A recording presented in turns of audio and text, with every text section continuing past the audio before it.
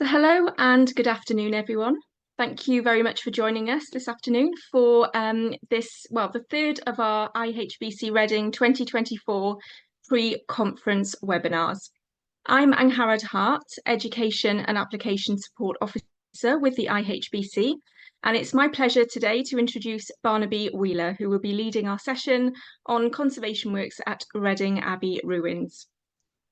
So this webinar forms part of a series that IHBC are organising in the run-up to the annual school, which will be hosted in Reading this year between the 12th and the 15th of June.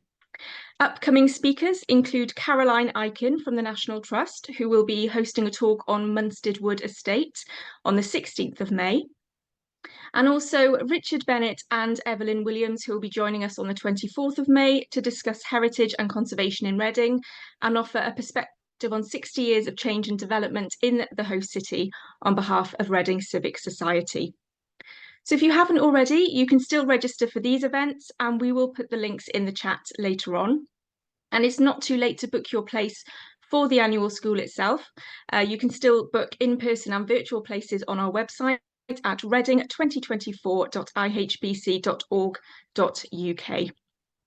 So just before we begin today's talk, I have a brief bit of housekeeping to run through. We would be grateful if you could kindly keep your cameras turned off and your microphones muted during Barnaby's presentation. And if you do have questions as we go along, please feel free to add these to the chat. And if you can't see the chat function, you may need to click on the three dots at the bottom of the screen and you can find it there. We're also being assisted today by my colleague Michael Netter, who's the IHBC Professional Services Officer, and he's going to be supporting. So should you encounter any technical issues, please drop a message in the chat and we'll try and support you as best we can. So we're looking to finish today at 2 o'clock, which includes time for questions and answers at the end. And now I'm delighted to welcome Barnaby, who's kindly agreed to host today's webinar. Barnaby is an architect and has been working for the Hampshire County Council Property Services since 1999, joining the Historic Buildings Group in 2005 to work on the creation of a regimental museum for the Household Cavalry within the former stables of the Horse Guards building on Whitehall. Subsequent projects include the creation of the Sainsbury Gallery within the Willis Museum, formerly Basingstoke Town Hall, the conservation of the brickwork ruins of Basing House near Basingstoke, the conservation and interpretation work on garden structures at Caversham Court Gardens near Reading, among many other projects. And Barnaby will be hosting some of our tours for the annual school as well. So thank you again, Barnaby, for joining us today, and over to you. Thank you very much, Angharad. My objective today is to give anyone who wants to come on those walking tours some useful background information about what we did. But if you can't make one of the tours, don't worry, because this is also a self-contained presentation. I'm going to start with a very, very brief historical kind of context for the ruins, which are kind of look a bit haphazard when you come across them without, unexpectedly. But this isn't a history, because that would be a whole other talk, something for another day.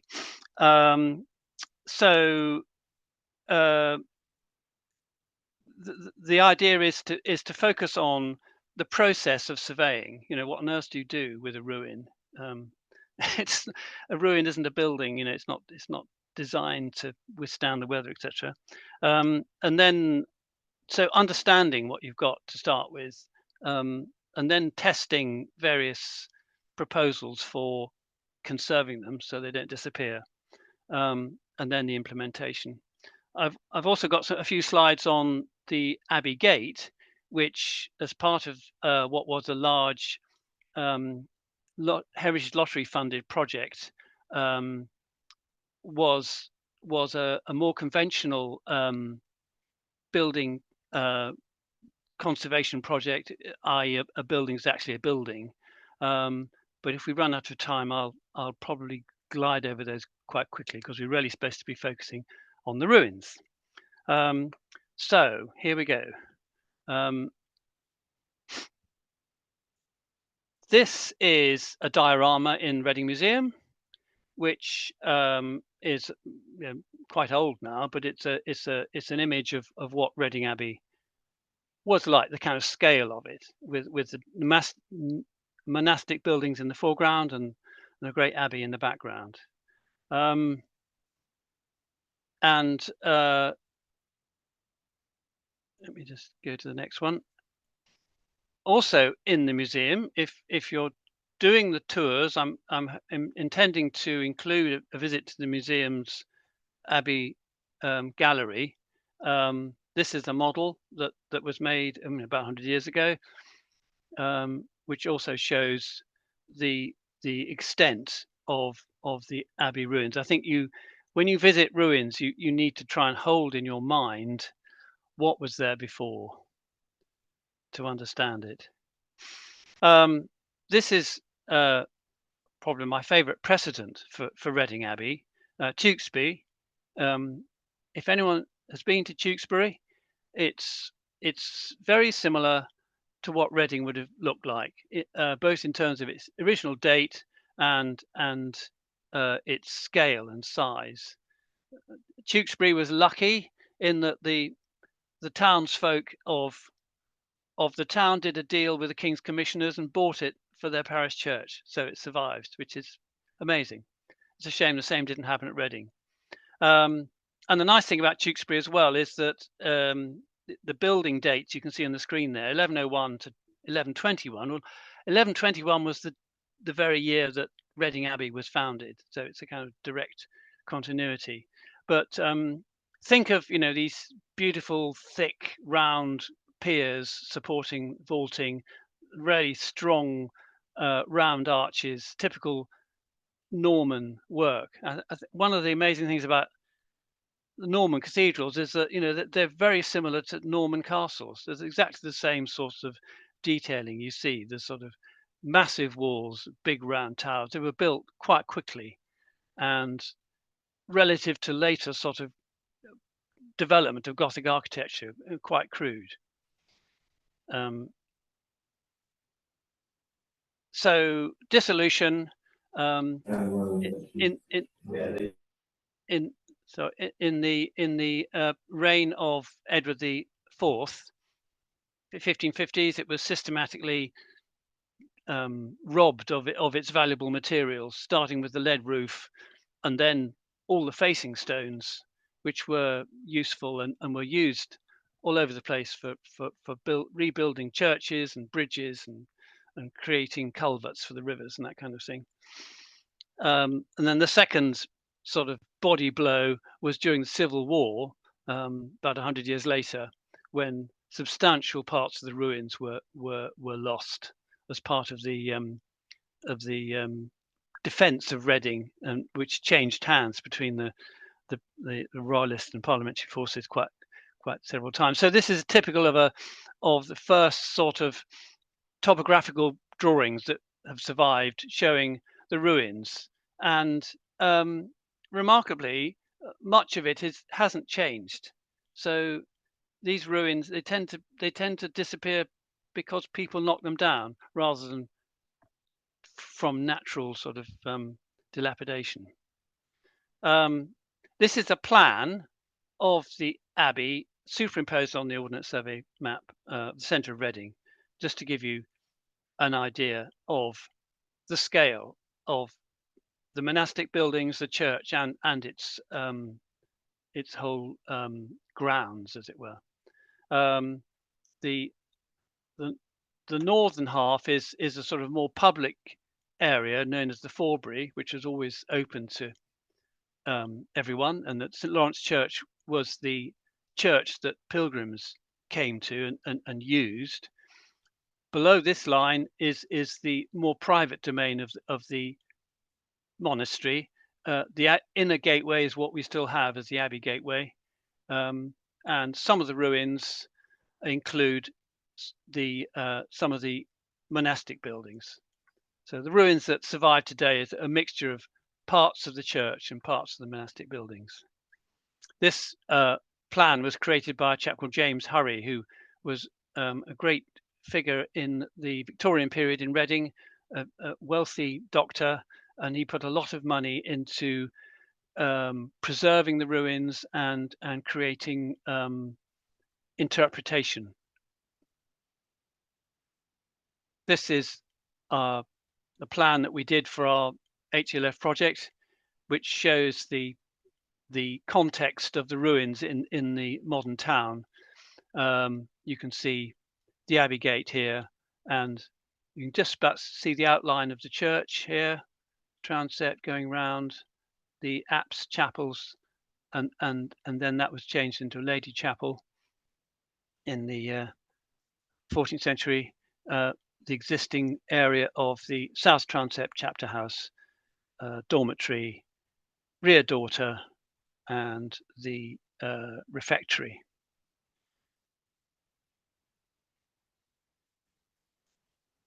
So this is what the ruins were like about 10 years ago. This is standing in the area which is the dormitory, looking at the south side of the chapter house, which is the single most complete sort of ruin, if you like. And you can see quite clearly the conservation work or repair work that was done in the 1980s on the tops of the walls, where they attempted to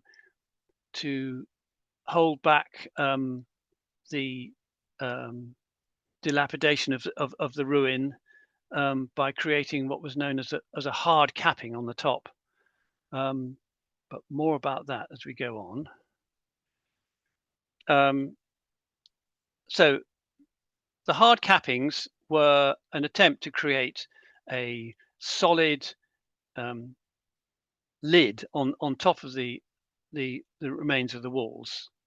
Remember that these lumps of flint work are just the remains of the inner fill of walls that had smooth ashlar facings on both sides. So some of these had survived really well. So this is like 35 years after it was done, and this one, for example, is intact. Others were suffering from cracking and plants getting in and actually beginning to leak and not achieving their original purpose. We did a detailed survey using a cherry picker, and found that the areas that had been, hard capped were cracking, and great big lumps of this hard stonework held together with a slightly sort of hybrid cementitious lime mortar were getting brittle and cracking and falling and risk of falling.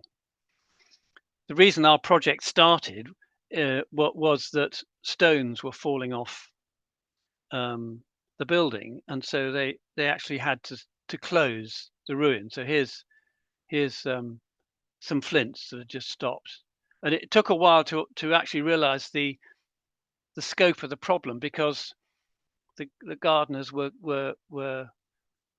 tidying them up and collecting them, so people weren't aware of how many flints were falling until they started recording it. So our first job when we got involved, as part of a sort of there's a relationship between Hampshire County Council and Reading. So our property department, we do have done quite a lot of work for Reading, not just on ruins, but loads of schools and stuff as well. So we had to shut off the ruins, and actually what we did was to put these railings up in a way that they are permanent railings. They're still there, and that enabled the ruins to be shut but still be visible, because there was a risk of injury because you never knew when a flint might just pop off.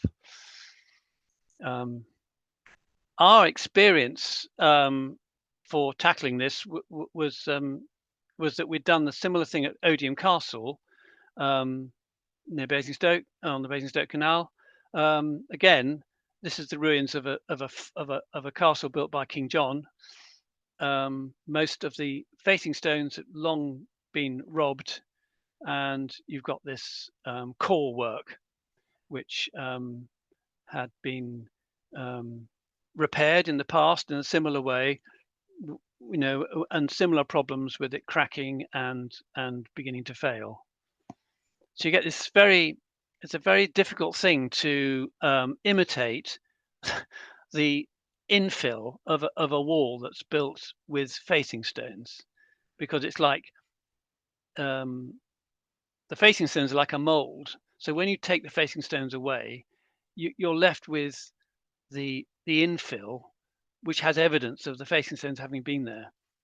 If you're then coming along to try and consolidate what's left and stop it falling down, you end up with these kind of things that look a bit like gingerbread cakes or something, because it's very difficult to imitate what you get when you take the facing stones away, and it can be slightly misleading. So going back to the falling stones at Reading Abbey, this was a diagram we built up with the Reading team, recording where the flints were being found, and over time you could see an obvious concentration of the worst areas, very much around the transept and the chapter house, and this passageway between the transept and the chapter house. Some of the positions were misleading because a flint tends to fall vertically and then roll along. So you don't know exactly where they've come from.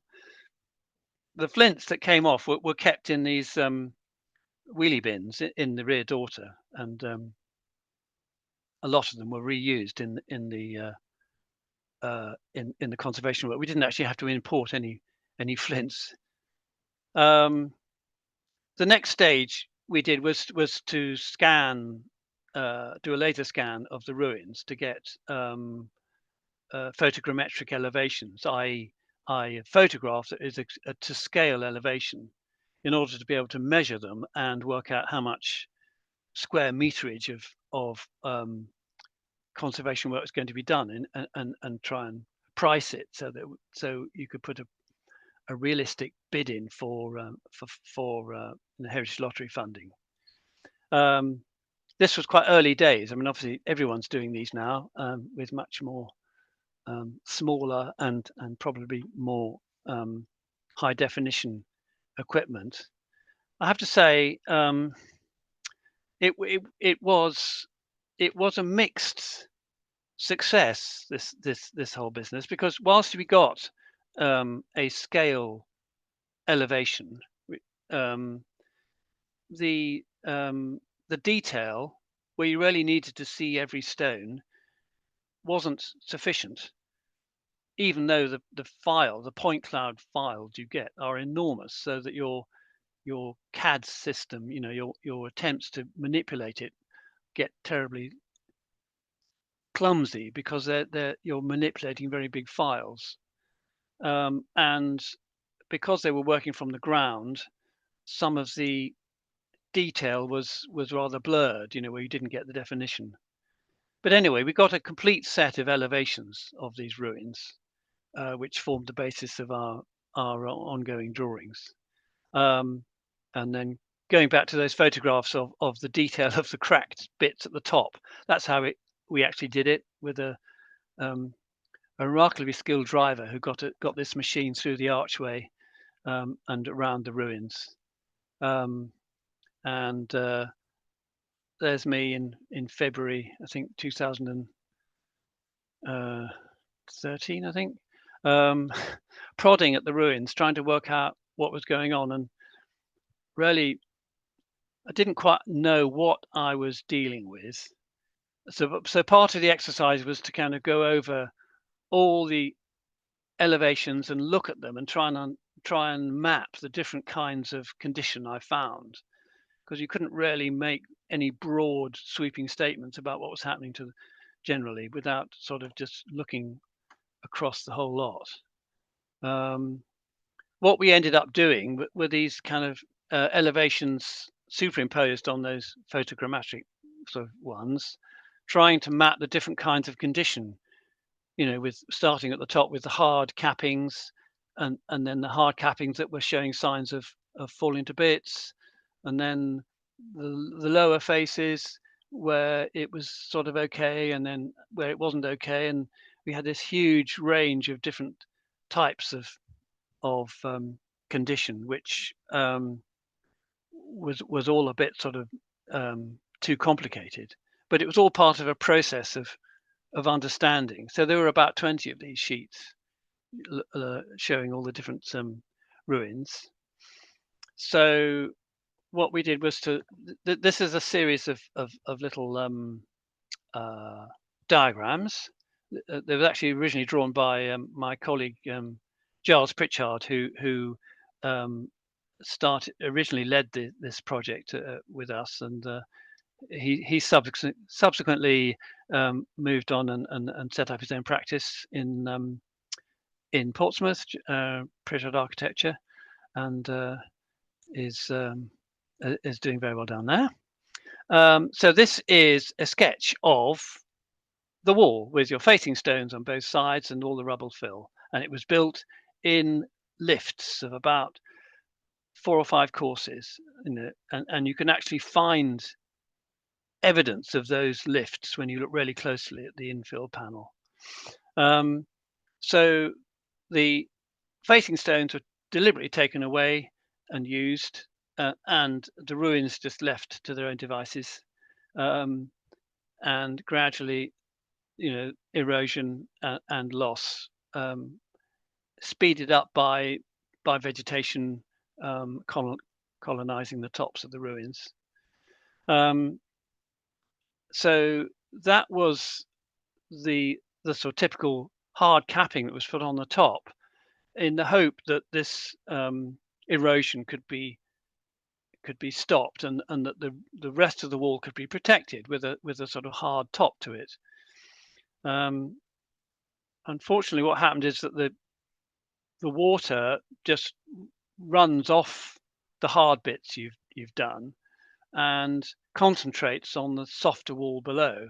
So this area of the wall is more stressed than it was before.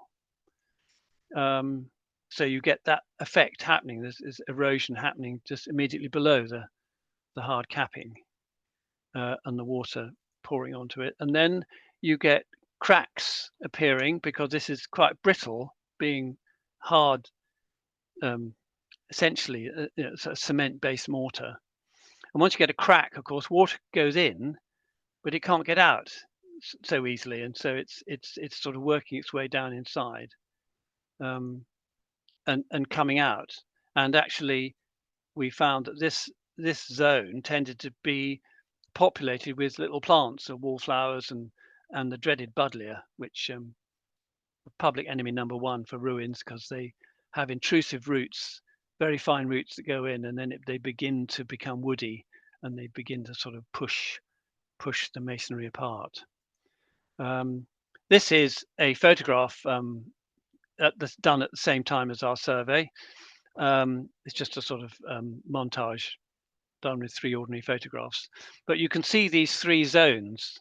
The top area, which is hard, here and here, and again over there. So this is inside the transept, looking west. And then you can see these areas underneath where it seems to be eroding away, and over here too, and that's where the plants started to accumulate. And then even under these openings, because these used to be the windows of the transept wall, and they put a hard capping on the sill as well, which is very well meaning, but you can see the same pattern here with the erosion immediately underneath.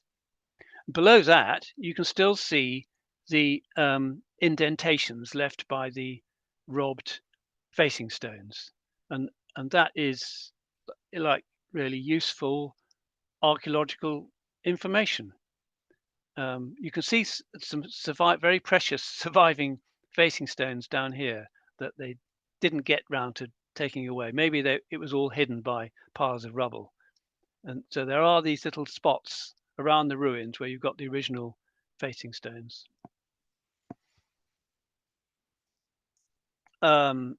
So this is what we decided we had to do. Where the hard cappings are secure, it was going to be, well, impossible financially, but also damaging as well to try and remove them. But where that hard capping was already cracked and becoming disengaged, there was an opportunity to remove them. But either way, we'd use this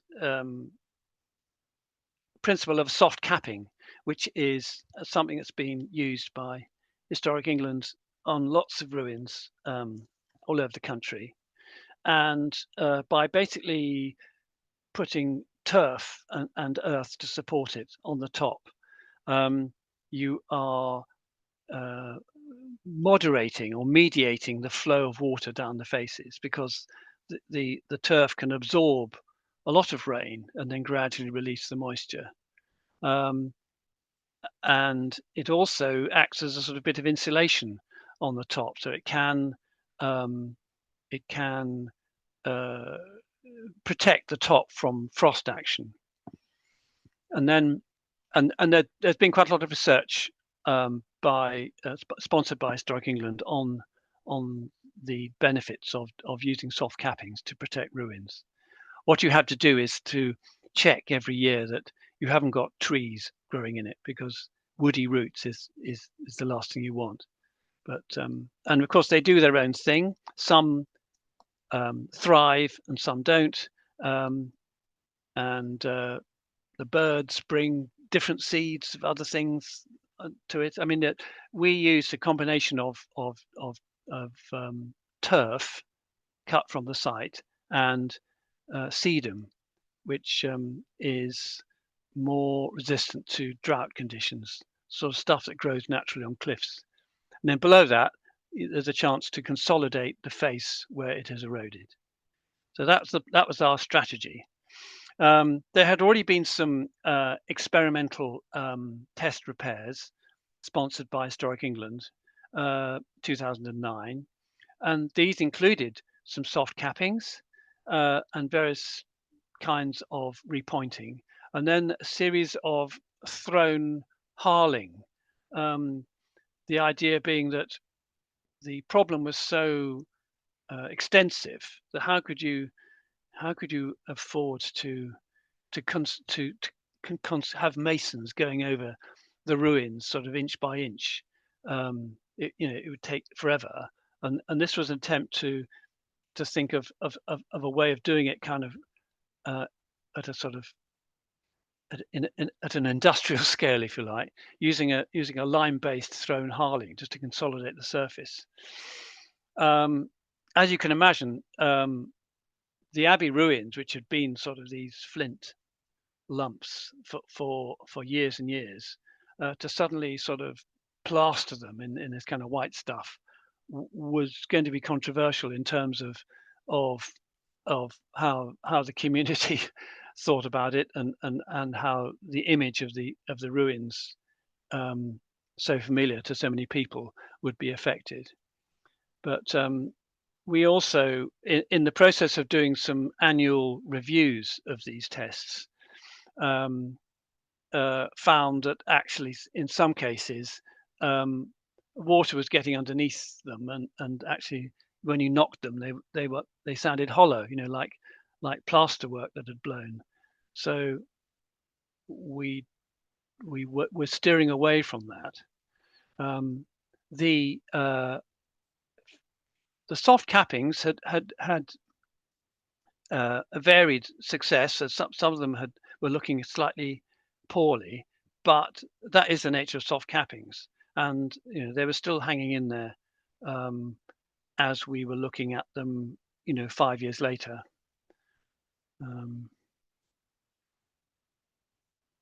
there's a long history of the Heritage Lottery Fund applications. We weren't successful initially, so some time went by. In the meantime, we were doing this monitoring work and a detailed conservation condition survey of the Abbey Gate. But when we finally got the go ahead to develop the details for a funding, as most people will know, the Heritage Lottery funded project, you tend to get a development grant, which enables you to develop the proposals in real detail and to be able to tender it. And then you get the actual implementation grant, where you go out to tender and actually do the work. So this was work we did with the Cliveden Conservation Workshop, and just took some sample areas where the surface was very fragile. We looked at lots of different mortar types, different sands to get the kind of color right, and did some consolidation, samples of areas where you're just holding things together with a gritty lime mortar. We also had input from a marvelous man called Stuart Harrison, who is the archaeologist at York Minster and an expert in Norman architecture. And he came and sat in the ruins for about a week with his binoculars, looking for evidence in the walls. So it's a bit like sort of above ground archaeology. So every little stone that survived and the shapes left by, in spite of this sort of slightly cavalier kind of hard capping on the top, all these features had a story to tell, and he was able to use our photogrammetric survey for elevations as a basis to kind of do reconstructive drawings showing what we're actually talking about. And this one is interesting because it shows the west end of the chapter house from inside. And it is actually quite a unique building because the whole thing was a barrel vault, an enormous barrel vault, buttressed by the fact that it's sandwiched between the Abbey Church to the north and the dormitory building to the south. And there is an example of a similar big barrel vault at Ueni, which is a ruined. It's an abbey near Bridgend in South Wales, and the vaulted choir there survived because it became a church, and it was really instructive learning about what the architecture was in, so that when you do your conservation work, you don't inadvertently destroy evidence that's still sitting there.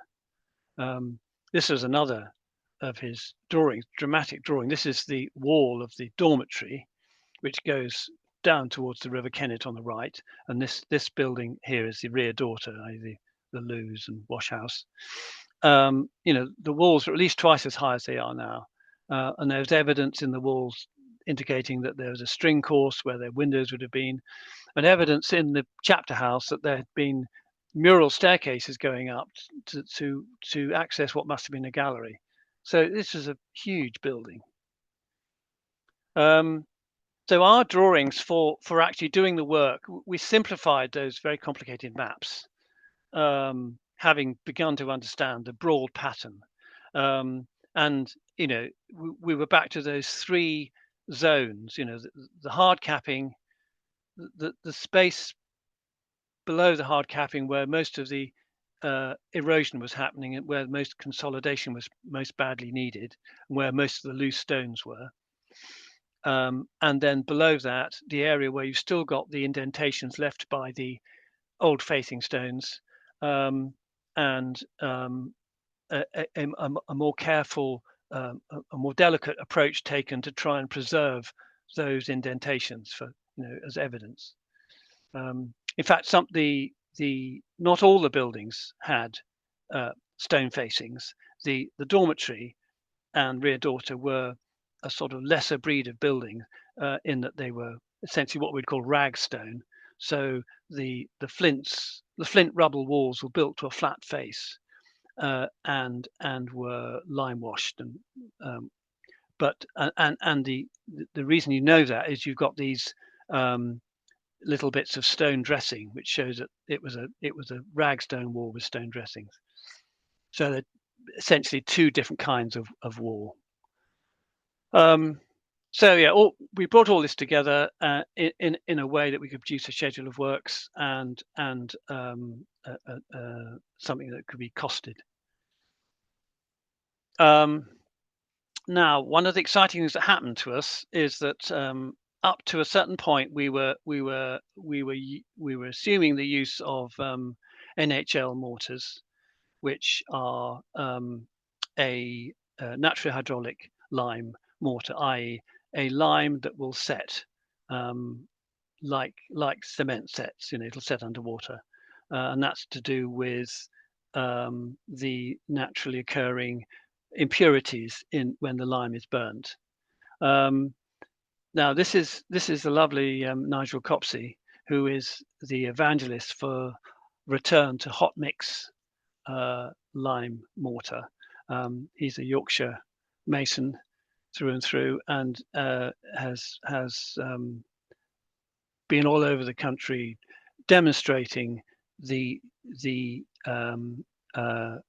efficacy of using a traditional hot mix lime mortar, which he did a lot of research to confirm the fact that this was how mortar was mixed. In other words, the lime was slaked on site as part of the operation, and used like straight away. Whereas what had become the norm in using lime mortars is to use lime putty, which is where you slake the lime and keep it sort of underwater so it doesn't start hydrating, but to make sure that every tiny little bit of it is slaked before combining it with aggregates for a mortar. What was generally missed is that was primarily for plastering and rendering, because as a plasterer you didn't want any little bits of quicklime left that might slake as you were working and cause a bubble to pop, and you get bubbles appearing in your little craters appearing in your work. But for mortar, that doesn't really matter, and in fact lumps of unslaked lime can become a residual element in the mortar that improves its porosity and the ability for the wall to breathe. Because what we're talking about with the ruins and these hard cappings is the need for a conventional wall, a traditional wall, particularly one that's part of a ruin, to be able to absorb water and then release it, so that you don't try to fight the elements, you just go along with it. Anyway, Nigel came and did these demonstrations.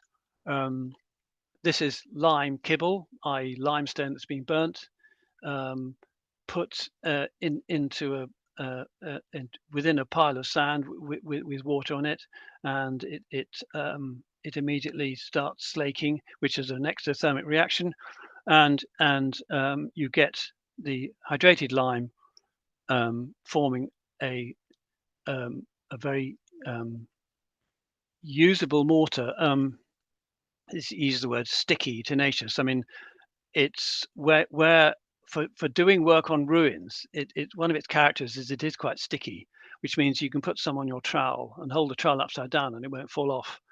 So when you're sort of trying to push mortar into a wall that's already there, that's a really useful characteristic. Anyway, I won't dwell on this any longer, because that's a whole subject, the ongoing debate between the use of NHL mortars and hot mix mortars in building conservation. So here we are on site. CRL were the main contractors, and they covered the scaffolding and the whole site setup, health and safety. and they appointed Cliveden Conservation to do the masonry conservation. That was a real stroke of luck as far as I was concerned. I did everything I could to introduce the two together, because CRL weren't going to be able to do the kind of lot of the main contractor stuff in this HLF project context, although they do loads of similar kinds of work, as a independent contractor. But the and CRL actually stands for Concrete Repair Limited, which didn't bode well. But in fact, they set up a heritage department. So CRL conservation was their, or restoration, sorry, which is their sort of subgroup, and they'd done a lot of work at Osborne House in the Isle of Wight. We went through a big tender process and spent a lot of time trying to assess the various tenders that were put in. So and that sort of partnership worked very well for us. Here we are mixing the hot mix line on site using a kind of coffin that we made and a double paddle mixer. It was all, so quite a reasonable sort of medium-sized batch, if you like, nothing very big scale. And here is some of the work in progress where we were doing spot repairs on the lower areas of the wall where we still wanted to preserve the indentations of the facing stones. Shelter coating onto some of the larger stones, both facing stones and large stones that were just being incorporated into the rubble infill of the wall. Rebedding individual flints that were coming loose. A lot of work in it's a bit like dentistry, given the state of my teeth, and the analogy between teeth and these ruins is, I think, quite effective. You have to get rid of all the decay, you have to get rid of all the loose material before you try to put anything back, because otherwise it'll just fall off. And in areas, large parts of what had been the hard capping had worked themselves loose from the host wall, and there was no alternative to taking them down and rebuilding them. But here you can see the same problem that I mentioned earlier. It's very difficult to reproduce the character of infill, particularly when you need to make sure that it's going to stay put and not fall down. So they tended to use the largest flints that we had in order to get something that really locked together. So that's sort of like a rebuilt hard capping, but using soft lime mortar. In this area here, which is the transept wall, a significant amount of this hard capping had to come off because it was all literally just sitting there waiting to move. So we appeared to be losing quite a lot of the ruin, but in fact most of it was stuff that had been put on in the 1980s. Meanwhile, the preparation for the soft cappings, best practice is to actually use grass next to the ruins, because that's grass that has got used to where it is and has got all the sort of weeds that it will naturally get. So we had a turf cutter and made our own turf, which you can see is full of all kinds of things, not just grass. And that went on in parallel with the conservation work as the stone finished. We got this on here. The area of the transept chapels, most of this soft hard capping was pretty pretty intact. So to try and take it off would have been, as I said before, would have endangered what was underneath unnecessarily, and would have been money spent possibly unnecessarily, because they probably will sit there, and with the additional mitigation of the soft capping, will go on for years and years. We found things in the ruins, a scrap of stone with a mason's mark on it, an old nail, bit of floor tile. Nothing too dramatic. Yeah, I mean, that's just the scale of the operation. When you see all this scaffolding up, you realise there's an awful lot of stonework to do. This one here shows the consolidated top of the original wall, which had been exposed, where we had to remove the hard capping, and then that had some soft capping put on the top of it.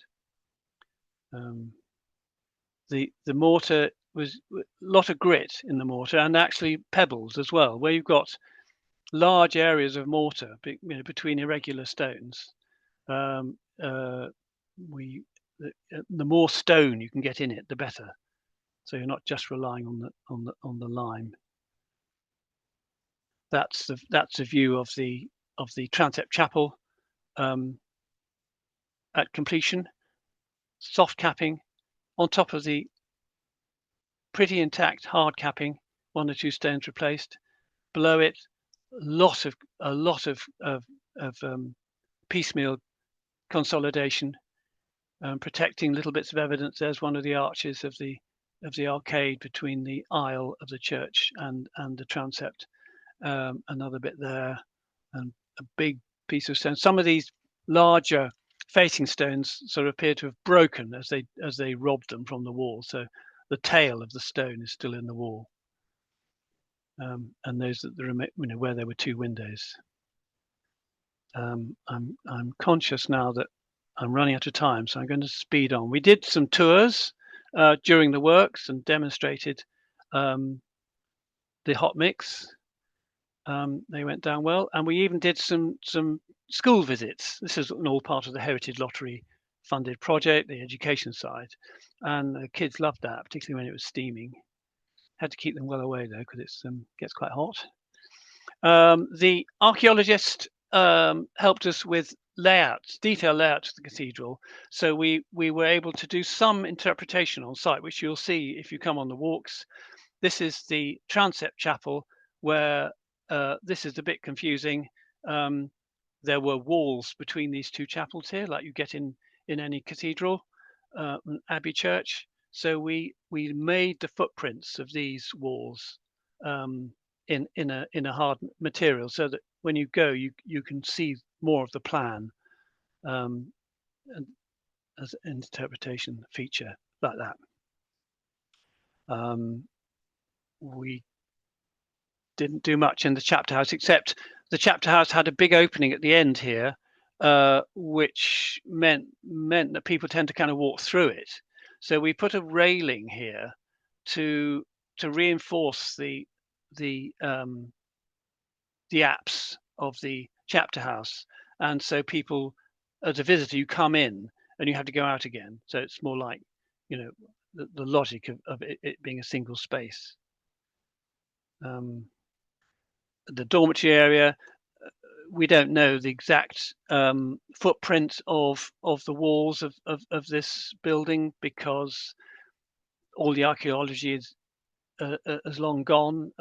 There were Second World War air raid shelters built into this area, and so you can't get down to what was there below. But we did do some little bits of little areas of wall suggesting how that wall would have continued in this way. And we created a viewing terrace here, which is up at the original floor level of the dormitory, so that again you can sort of stand there and look at the walls from what was the correct floor level. Abbey Gate. I'm just going to go through these very, very quickly because I want to leave time for some questions.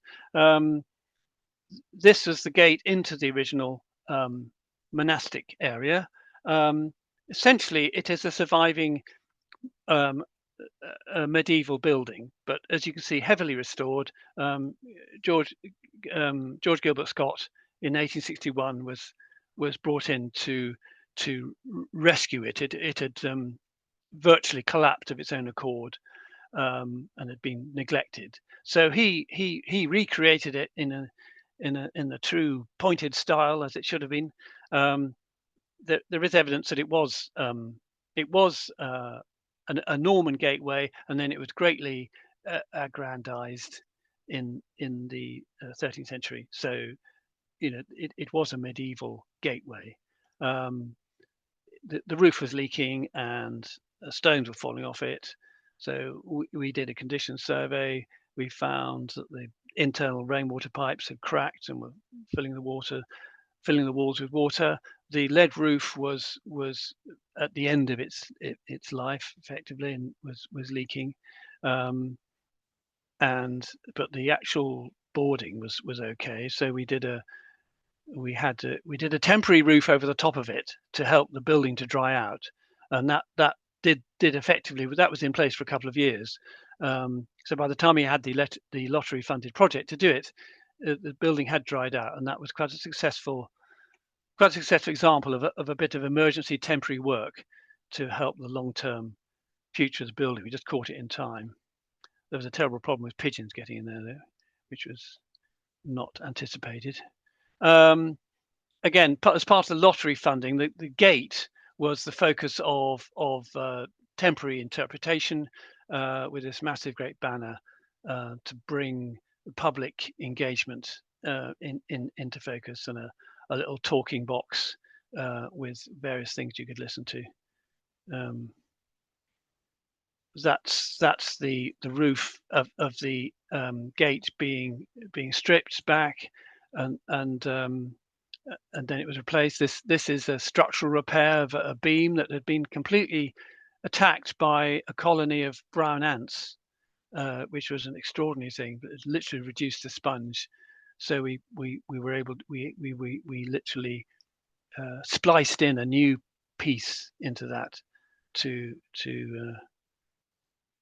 save that. And then the re-roofing, because we had to step the roof to get the proper profile for the lead sheets, we took the opportunity to introduce insulation, which was made the use of the building much more improved. Stone masonry repairs, that's more conventional kind of stone masonry repairs, and some mortar repairs. You can see the rubble fill of these little turrets was pretty rough. Yeah, in the interior, a lot of the plaster was hollow. As it dried out, then the plaster was just sort of hanging on its own. So a lot of that came down. Interestingly, you can see some of how they reinforced the top with stone that was probably salvaged from when the gate virtually fell down. And that's lime plastering, repair of lath and plaster ceilings, conservation of some of the original sculptural elements that like a dragon that virtually disappeared, that's heavily shelter coated. So yeah, this is the end of the show. Here's an aerial shot. There's the gate we've just been talking about, and here are the ruins. If I just show you in the final slide, that's the dotted line that was on our plan earlier. So what we've got in terms of ruins is part of the nave wall here, and the transept, and odd little bits. There's a bit in the St James's Roman Catholic Church, but when we go there, we have to stand in the park and imagine this great variant of Tewkesbury Abbey. There's the chapter house, and there's the dormitory and the rear door to beyond, the River Kennet. Thank you very much. If anyone's got any questions, I'll do my best to respond to them. Otherwise, see you at one of the walks, hopefully. Thank you. Thank you, Barnaby. Thank you. That was a hugely informative and interesting talk, and I think sets the scene beautifully for what people will be seeing and exploring on the ground at the annual school in June. So, yes, if you do have any questions, we have a few minutes. If you'd like to perhaps turn your screen on.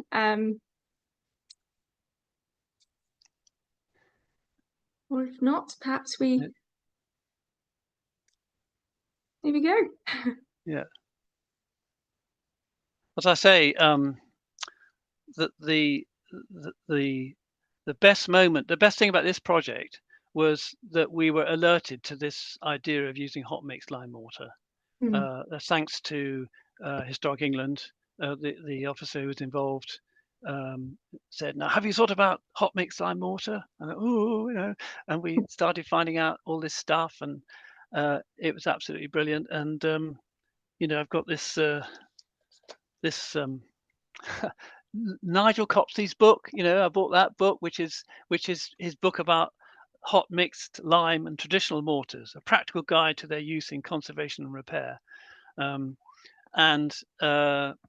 it is something that requires skill. This is the big problem. And when you're trying to here we are. I'm answering my own question. Trying to persuade contractors to use lime mortar, you do need experience, because it does need tending, and of course it's more time consuming than just using NHL mortar. So you have to pick your battles, and there is this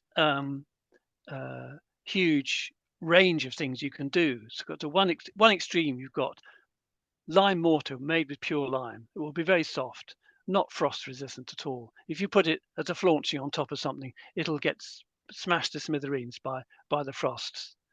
But you can gauge it with what they call pozzolans, which are things that make it set a bit.